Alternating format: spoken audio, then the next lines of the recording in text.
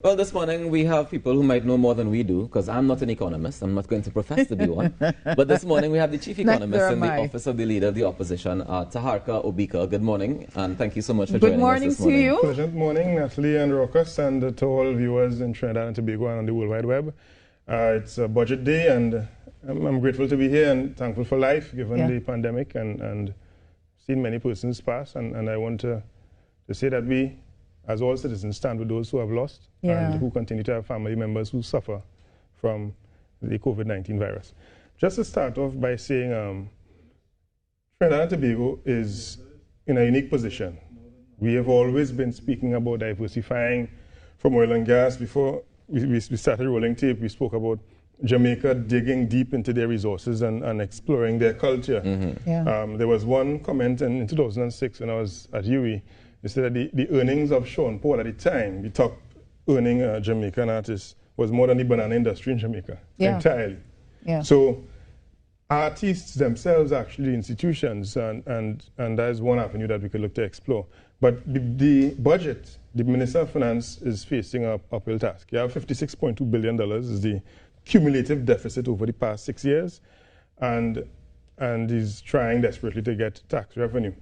One call I want to say, you normally make your best calls at the beginning, is look at the NIB. The 112,729 less contributions in 5 years means that maybe in addition to the amnesty given to companies at the Registrar General Office by the Attorney General, in addition to the amnesty given by the Minister of Finance to companies paying taxes, an amnesty for companies on fees and penalties, late fees and penalties on companies for NIS should also be offered. Because what you find is when you don't pay, you incur an immediate penalty of 25%, and then you have interest charges adding on that. You have companies owing NIS millions of dollars. Now, who stands to lose? If those companies fold, the same employees who are hoping to get their NIS pensions from this company contributing on a regular basis up to the 750 payments. So if you offer an amnesty to these companies, give them the opportunity to find the money, just as you've given them the opportunity to find the money to pay taxes without having to pay these significant interest charges and penalties. And who will benefit? Two organizations. One, the company itself will remain as a going concern, and the workforce in this country. No, but you may the find more Minister of Finance as well, because they do these amnesties because they're trying to get revenue. Correct. They're trying to get revenue, so they say, okay, let us forget the penalties and the interests. Just pay what you owe. Definitely. You know, and so, but my question is, if they didn't pay it in the beginning, right? If there's a reason that they're owing this money, what would motivate them to pay it now? Because you don't have to pay as much. You didn't have to pay the taxes and the interest in the beginning. So I know. What I'm saying is you didn't do it in the first place. Why would you do it now? So maybe it's a cultural issue. Maybe it's an issue of, okay, I don't have to pay now, and some people can be lapsed, as well as some people maybe don't have the money at the time, and this might be an opportunity to say, you know what, I'm in a better position. But in all of this, especially for the last 18 months, we have to add the pandemic into the mix.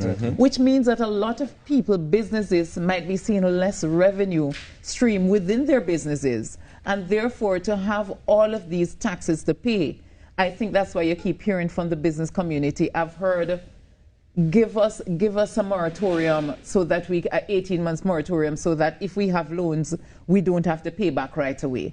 I've heard, give us loans, you don't have to give us grants. I've heard, listen, give us some incentives. I've heard, give us our VAT refunds, because the businesses themselves, there are businesses who have boomed as a result of the pandemic, and there are businesses that have folded, and those who are struggling kind of just dragging themselves along. And if you're not in the food distribution business, I'm not talking about restaurants here, just basic food distribution, many companies have suffered, or tech-based operations.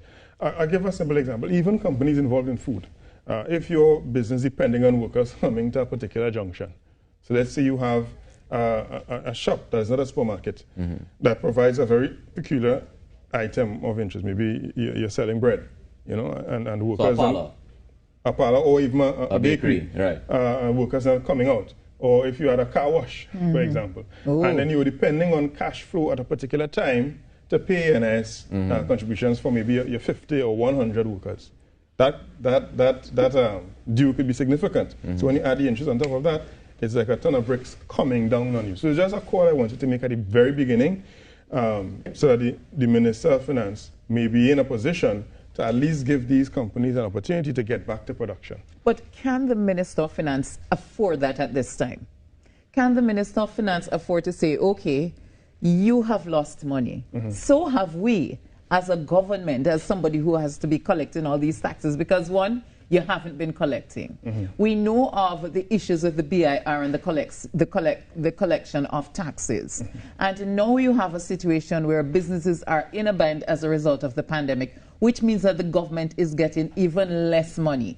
So, and we've seen the excessive borrowing just to be able to help the population to give out these grants that people complain so much about. But listen, Jamaicans got a one-off payment of $10,000, and 10,000 Jamaican dollars is about what? Is about 100, 200, is a couple hundred TT dollars. But it depends on what it means to someone in maybe in a rural community in Jamaica.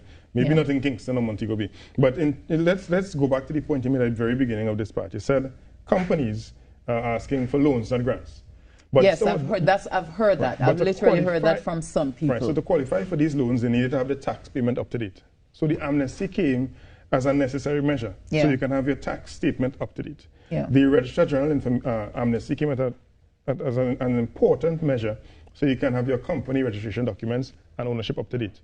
But if you don't have your NIS statements up to date, you may have some difficulty. So let's just give them that chance to become statutorily compliant, so therefore there is no issue.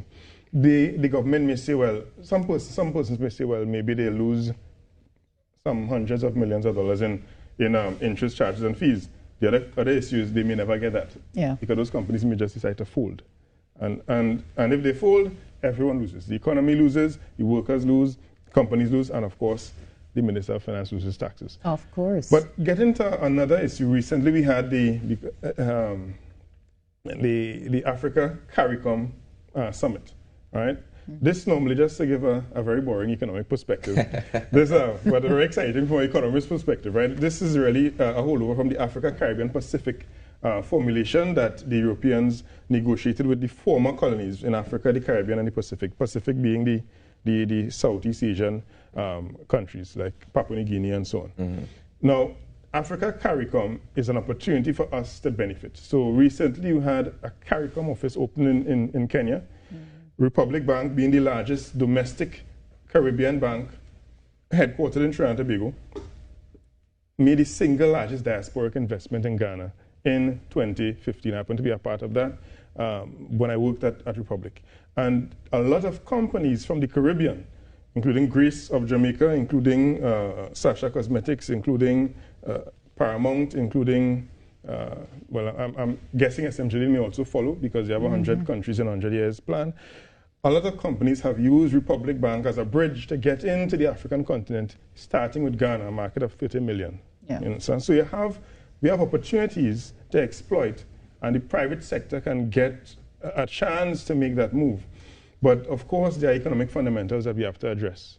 And before we get to the economic fundamentals, Taharqa, I think we've seen a general issue, or I don't know if it's misunderstanding of how to export. I literally think that there is some gap that has not been bridged, because, you know, a lot of times we talk about, you know, how Trinidad and Tobago, as a small island, you know, Caribbean island, can get to, let's say, exporting Ghana, exporting these places, and we have all of these embassies, you know, that's supposed to act as that bridge, but somehow we don't see the transfer. What do you think is that gap that keeps us from, you know, we have the goods, we have the services, but we don't get them out? Most of our exports, Trinidad and Tobago is more or less a one-sector economy. No longer one crop. It's not just oil, but it's a one sector. Energy-based products driven by gas and oil. And these products go to a few markets. And so therefore, we have, when you remove energy from the picture, we have an export focus on CARICOM, actually. All right? And if your export focus is in a protected zone, it becomes very difficult for you to jump from CARICOM, where even you may be related to everyone in terms of your business partners in the region, in Barbados, Jamaica, Guyana, what have you, to move to a strange market. Let's say to go to Western Europe, or to go to Africa, or to India. But there's a strategy we can employ. The problem is, historically, Trinidad and Tobago has been a more socialist-driven country. And so to move to a point where you lay a platform for the private sector, it becomes a challenge, because people start asking, why are you giving them this? Why are you giving them that? Why is this person getting this? Is this person connected to this person, and so on?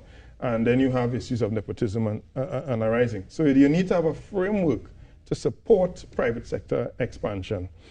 But there is a blueprint. You have companies that have gone beyond Trinidad and Tobago. If you go to Western Africa, Sasha Cosmetics is a brand. There. Yeah. MAC Makeup is there as well, but Sasha is more respected as having a focus on people of color. All right? Made right in Trinidad and Tobago. So you have that opportunity. Then, of course, alcohol. Rum is a tropic. Rum is produced in the tropics. We have an opportunity to leverage upon the brand recognition of an Angostura and create other brands. If you go to some European countries, you would see distilleries in small towns. Trinidad and Tobago tried that step with chocolate, because historically, again, it's the colonial context. Historically, you were banned from exporting cocoa. All right? The colonial construct was you produce and you sell. So it's a holdover from slavery and indentureship.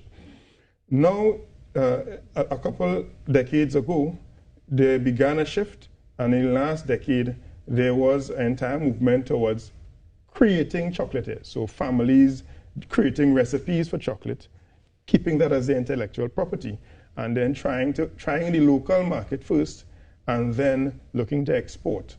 And when you consider a kilogram of cocoa might retail for 20 US, but one small bar that is worth a few grams alone might sell for the same 20 US. You understand a significant difference in terms of revenue. The challenge would be making sure we develop that entrepreneurship culture. Can the minister in his budget presentation present anything that can help export TT, or help us to see that realization of moving from just that protected CARICOM market, you know, and that oil and gas sector? Can he do anything that can say, okay, this is something that can help you to get outside? He can. The challenge is incentivizing private sector for export. So the first issue is, if your house is on fire, you won't be able to think about a vacation while your house is burning. All right? So the private sector is in a situation where they are concerned with getting the VAT refunds. They are concerned with the impact that property tax may have on them at this time. All right?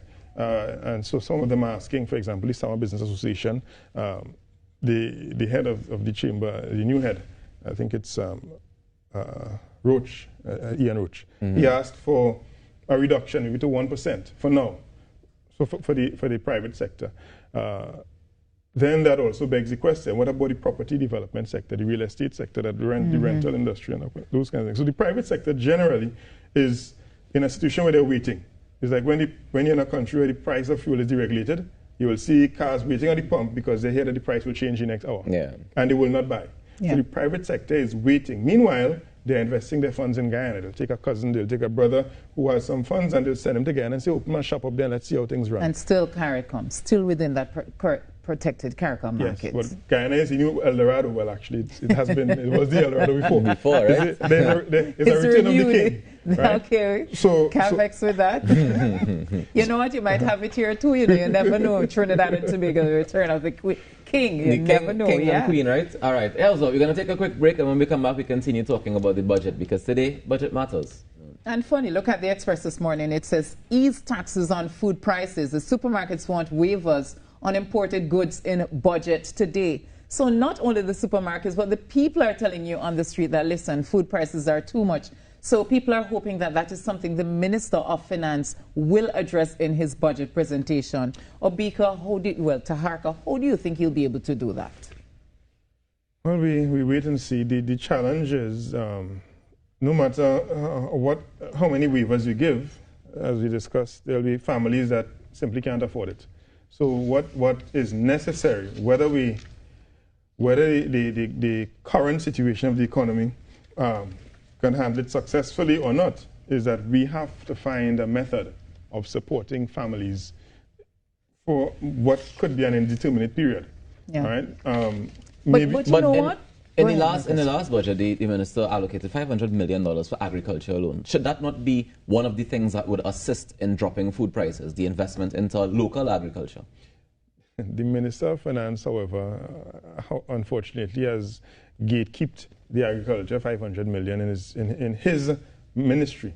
In fact, the Minister of Agriculture has not seen that money. As yet. The minister decided in the media review to allocate, I think, 54 million of it to the food, the market bags for families. Right. But the Minister of Agriculture doesn't have access to the remaining $440 million. So even though he may have plans to give money, we don't know because the money is not used. So let us talk about those unspent balances. Is it that, sometimes we'll have these budget presentations and we hear of, okay, let's say we're going to be selling the NP gas stations, or we're going to regularize the fuel market, or we're going to give $500 million to agriculture. But a lot of times, budget to budget, we have things that are announced, but we don't necessarily see them being rolled out within that time frame. Is that something that the minister needs to address in this budget, to say, okay, because of where we are and how a lot of people are out there without jobs, a lot of people are suffering, that to make a concerted effort to say, okay, let us find money that if we allocate something, we can actually put it into it. Because I think a lot of times people don't understand that a budget presentation will be read and promises will be in that, but they're not always, realized in a time frame that we expect. I think just to go back to the agriculture sector, I think there's an issue also. The Agriculture Society, I'm not sure if their funding has been cut off. I stand to be corrected on that. No, I stand to be corrected too, because I think that's where my thinking is at. So the funding from the government I'm talking about. So I'm not sure that it has to do with following through on certain things. It has to do with a dissonance between what their plans are and what the action is. So the plans may come from the Economic Development Advisory Board. And then you see Dr. Terence Fowler, a very respected economist, former deputy governor of the Central Bank, basically taking the gloves off and going to tongue on this government, saying that the persons in charge of managing the economy are incompetent, in effect, if I were to paraphrase what he said. And then you had that committee died. Dr. Atz also was the head after, and so that committee died. And Dr. Atz is a respected economist, former head of the Department of Economics. And she'll be here in the next hour. She'll be here in the next hour. Yes. And then you had a new committee formed in the Roadmap to Recovery Committee last year, before the election. And where is that committee? There's supposed to have been an economic task force that should have arisen out of that committee. Where are they? So what you're seeing is the intelligentsia of the country have been offering their services for free. Dr. Karen Niles and so on, for free. Dr. Karen Niles, I think he's on one of your panelists this evening after the budget. And he's in culture and so on, a lecturer anyway. They give their services for free, but their advice is not followed. So their advice made its way into the budget, the $500 million. Right. But it was kept by the Minister of Finance. Why? Why? What do you think? What do you think? Well, is maybe going on there? Again. So one big question: is the Minister of Finance taking advice at all? Or you think it's a lack of funds?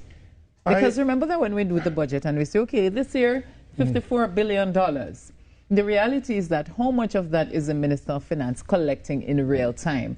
And people don't understand that finances. Well, you would know this, that $54 billion is not dropping in his lap as he reads the budget. And is also projected income based on oil prices, based on other things. So if the oil price drop or we don't sell as much oil as we want to, then we're not going to have access to that money as well. Yeah. That may be one way to look at it. Another way to look at it is the rest is spent. and the rest is borrowed. And if the target spend is realized in terms of revenue, then spend the money on what you should have spent it for. And that 500 million in agriculture would have created those jobs. Yeah. So it would have removed the need to even have handouts. And I see Dr. Arts is with us. So, you know, in the protocol, in your profession, you must respect those who are senior to you. Good morning, Dr. Arts. Yeah, so, even though she's not on this panel. So to me, the issue is really, if they had spent even half of that 500 million, how many of those families would have told the government, I don't need a grant anymore. I'm doing good. You understand? We don't have that culture here. Who was going to say that? God, we don't have that culture give me a here. chance. Come on, man. The culture is anything I can do. We have a gimme culture because of that oil and gas boom. Yeah, we got spoiled a long time. I think it brings us to the. Let me ring fence it. All right. The system that the government has to check those who need and who don't need would have realized that this man have a big piece of land, he get the grant, he don't need no money. All right? So it would have weeded out some of those people. But the point is, you would have been less need to spend on handouts. It will be more hand up for people. And I think that is really where the Minister of Finance should always focus on. 1% of the budget is $500 million. So taking 1% of your budget, which is a larger percent of the capital expenditure, it may be 5% of your capital expenditure, taking 5% of your capital expenditure and putting it directly into the hands of citizens who are going to be economic actors, whether they are farmers, fisher folk, whether they are in service-driven industry, what have you, putting it into their hands, let those citizens create those jobs, building an entrepreneurship culture, whilst at the same time trying to ease the pain in terms of food prices and these other things. It should be a marriage, but what you're seeing is you're not seeing that somewhere along the line, after leaving the altar, the marriage has fallen off, and the government seems to have gifted the Minister of Finance 100% of the decision-making regarding boosting the economy, and he has failed. And he's not listening to the persons who this society has trained. This society has paid for university education, paid for the university, paid for research facility at the university, paid for the central bank salaries, and these persons bringing their collective knowledge to the fore to contribute to national development have been ignored summarily by this Minister of Finance. That is the problem that we face in the country. Maybe the government may want to rein in the Minister of Finance and give back power and decision-making on diversification to those who know better. And we have enough talent in this country. Because you go all over the world, look, we have energy advisor to Guyana. He's now in Africa advising. We have many persons across the world advising people. A simple example, shifting entirely to culture. In Africa, the largest street festival is in Calabar in Nigeria. 3 million revelers. Not a single Trinidad and Tobago artist goes there. Why? They beg for Trinidad and Tobago artists to come. Jamaican artists go. Who they begging? Well, we want to get into the internal politics in Trinidad. Because that's the other part of it, is that we don't have a lot of facility for a lot of these things that we're talking about. So we talk about agriculture, we talk about investment, you talk about creating entrepreneurs, right? But let me be real and real honest. If a man has spent all his life, or a woman has spent all her life being a farmer, right? And that is content. They are content being a farmer. And yes, we want to develop these industries. We want them to grow. But is it that the farmer is expected to do it? Am I supposed to invest in the farmer and let the farmer figure out how to become an entrepreneur? Or do we set up a system by which the farmer can now say, all right, I will take my crop and bring it into the system, and I know there will be reward for me, as in I get money for it, and then the crop also gets developed and produced the way it needs to go. Is that not the system we need to have? We had this conversation off camera, so I just want to bring in what we said before so that people don't jump in at the middle. I want them to ease their way in the pool from the shallow end, right? Now, when you compare Jamaica to Trinidad and Tobago, my brother is a lecturer in Jamaica, so I understand Jamaican cultural industry from vicariously, not directly through him. All right, talk to me. Make a Jamaican see what I want. And Jamaican cultural industry is organized in a systematic way. So you have basically proper structures. So all you have to do is bring your talent, and you will be trained up They will help you with international contracts, but in Trinidad and Tobago... That's called an industry. Right. Yeah. In Trinidad and Tobago, you have to go and find an attorney who understands the international market, and to help understand international copyright, understand how to record, find the money to record. The example of this artist, Boy, the local artist who sing the Trinidad music from Central. Yeah. He had to sell his phone to go and pay money to record, and he had to find money to work and so on. And then you go to athletics. Our athletes have to pay work. But we started the in conversation Jamaica, they have companies that take care of these athletes, and they have to come and train. But this is what I'm saying. But that's where we started this conversation this morning. You know, I was asking you, is there anything that the Minister of Health, of Finance can do to help to get export out? Because to me, there doesn't seem to be a system in place outside of that, you know, as you said, safe CARICOM market. So how do we even export the culture? So Marshall Montana goes out because, as I said, Marshall might have a lawyer who understands, so he can do it. And you have a few others, but there's so much talent and there's so much creativity, you know, and you see the film industry here in Trinidad and Tobago, it's growing. But I think it can go so much further than where it is if it had systems in place that somebody would know, okay, once you have a good product, this is where you go. When you go here, this is what will happen. These people here will tell you, okay, what forms to fill out, you know, it's not there. Right, so the difference with Trinidad and Tobago and Jamaica is the institutions in Jamaica are privately run. So what we try to do in Trinidad and Tobago is we look at other countries and we say, okay, let's create a film company that is government run. Yeah. I was part of the committee when I worked at the Ministry of Trade, the committees that set up under LaShawn Prescott and Richard Ramswack, these 7 sectors, right? And there has been continuity of government. It started under Patrick Manning, continued under Kamal Prasad Biswas. This is creative TT you're talking about. There were 7 sectors, of which included the forerunner to creative TTO, CTN, TTFC, and other ones. Right. Now, the issue is we give it to the government to run. What we should probably look at doing now is whilst you have TTN, TTFC, and so on, let them stay where they are. But let them be mandated to also find private sector entities that could become institutions in the industry. And you talk about a private sector who every day we criticize here that we say don't take risks and don't really get involved outside of what they're benefiting from. Look at Private Ryan's soca brainwash that he has moving all over the world and creating opportunities for Trinidad and Tobago artists, entertainment, and producers and musicians and so on. What we need to do is build on what we have. We have... When my father was High Commissioner, Nigeria, there were 5 carnivals formed, and every year there were different cities begging him, let's have a carnival there.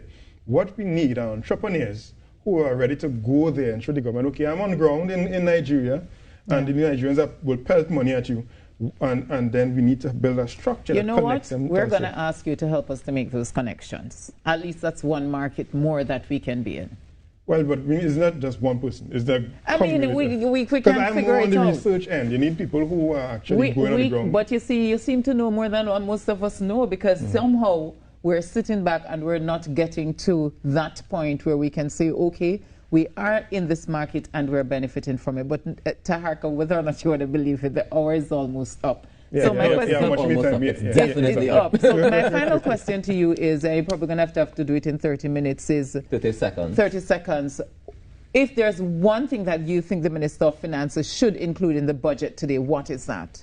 Amnesty for late fees and interest charges on NIS payments for companies so they can become up to date. That's my final.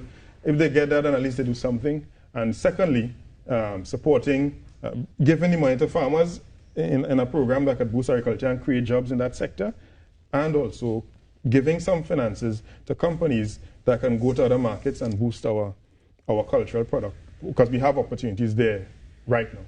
All right, Taharqa Obika, Chief Economist in the Leader of the Opposition's Office, the Honorable Kamal Prasad Biswas, talking to us about what he thinks the Minister of Finance needs to do in his budget presentation this afternoon. And he's saying, listen, amnesty on NIS payments, and of course, that $500 million that was promised to agriculture, need to definitely get it out there so that we can boost agriculture. Budget Matters is what you're listening to here on TTT. We're going to take a break, but we have so much more in the program, so do stay with us.